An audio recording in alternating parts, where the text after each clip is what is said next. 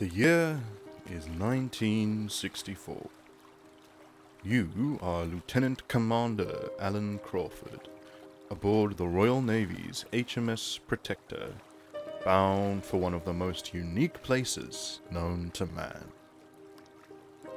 Embarking from a South African harbour, you've braved the frigid Southern Ocean and its tumultuous temper, all for the end goal of surveying a newly formed plateau on the icy shore, a promising development for a government seeking to establish a weather station in this valuable location. Upon reaching your destination, you are greeted by 3 days of persistent high winds, preventing you from making the journey to the shoreline. Eventually, on the 2nd of April, you and your team are helicoptered in, but immediately you spy something unsettling.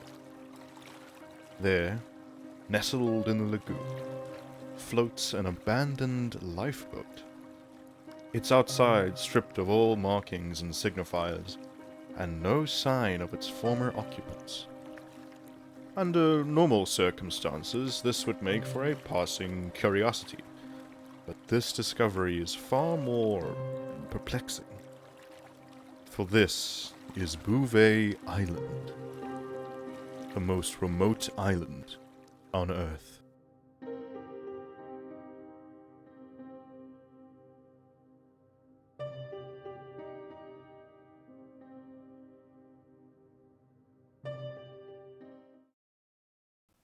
But first, a history. Bouvet Island was first discovered by its namesake, Jean-Baptiste Charles Bouvet de Lozier, in the year 1939. He believed that it represented the tip of a yet undiscovered large southern continent, Terra Australis, and named the peninsula that he spotted Cape Circumcision, after the feast celebrated on the day of its discovery. It was then subsequently lost due to inaccurate plotting by the aforementioned Bouvet, until 1808, a mere 69 years later, where it was rediscovered by James Lindsay, who correctly preserved its position. It was declared for the British Crown, then promptly annexed by Norway in 1927, and renamed Bouvetøya, which just means Bouvet Island in Norwegian. It was in 1955 that the South African government expressed an interest in establishing a weather station on the island, and sent the Transvaal to scout out a suitable location. This was not to be, as there was simply no area wide and flat enough to support such an installation. It wasn't until 1958 when it was reported that a small volcanic eruption had occurred and created a sizable plateau that Crawford and the Protector were sent to investigate, arriving in 1964 to witness the Lifeboat Anomaly. Now, there were several things beyond the mere existence of the boat that were cause for confusion. Not only was it relatively intact, it was found floating in a lagoon 30 yards inland from the shore.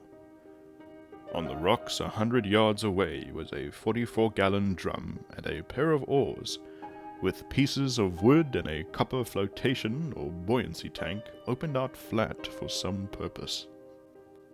After conducting a brief search of the surrounding area, Crawford and his team could find no survivors, let alone the remains of a camp or any habitation at all. With no sign of the boat ever possessing a sail or engine, and only one pair of oars, it was unthinkable how it could have traveled any significant distance over the open ocean. Why was the boat not dragged further inland and used as firewood or shelter? And why was the copper tank pressed flat? Unfortunately for Crawford, he and his team only had a brief window to investigate, collect samples of the plateau, and survey the area. As if to punctuate the mystery of it all, the next vessel to visit the island in 1966 made no mention of the marooned vessel, despite being occupied with the very same lagoon. So, we are left stranded, perhaps much like the theoretical occupants of that ill-fated lifeboat, with scant few lifelines to follow to our rescue.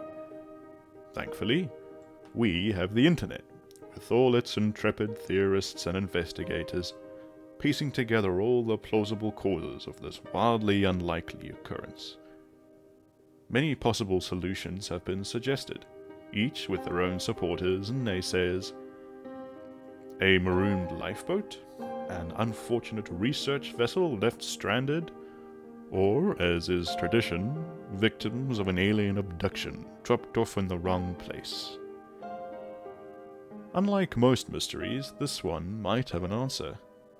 As late as mid-2016, a credible solution was found. As it turns out, the Soviet Union were in the habit of sending a whaling fleet to Antarctic waters every year, and coincidentally not in the habit of informing Western nations about their comings and goings.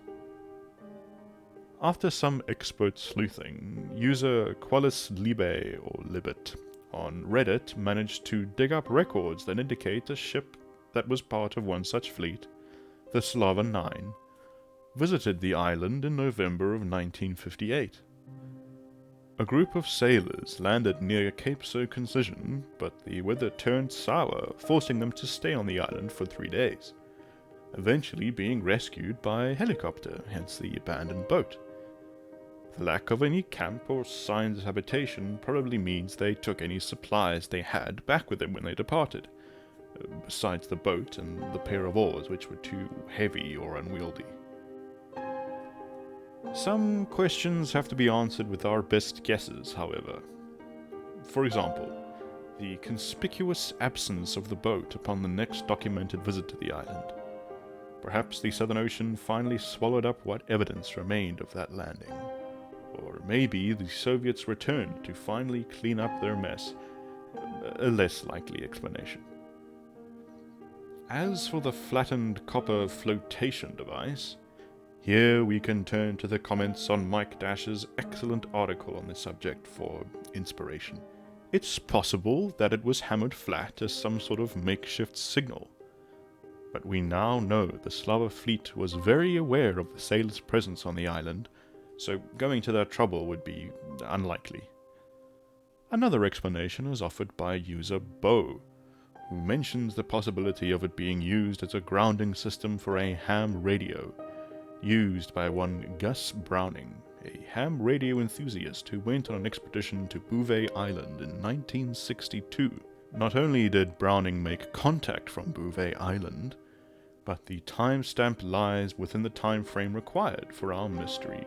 Bo makes note that this adventure was documented in a ham radio monthly magazine named 73 Magazine, but it ceased publication in 2003, and the issue that it was mentioned in was published, naturally, 44 years ago. Amazingly, the author of the original article, Mike Dash, managed to get a hold of that publication stored in the Library of Congress, and found the article in question. Browning's description of his landing spot, a flat area about the size of 2 football pitches, sounds exactly like the plateau which was around the spot that the lifeboat was found. Not only that, but get this, he had a large drum of petrol, approximately 50 gallons, with him as well. Both these stories combined give us a very plausible origin of what Crawford found on that day in 1962. There are more details and eccentric characters surrounding expeditions to this island, but I have stolen enough from Mike's article. I thoroughly recommend reading it and following the chain of comments as the mystery slowly unravels.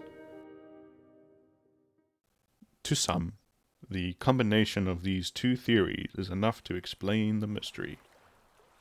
But to others, the idea of a lone sailor marooned in the loneliest place on Earth is far too tragically romantic an idea to abandon.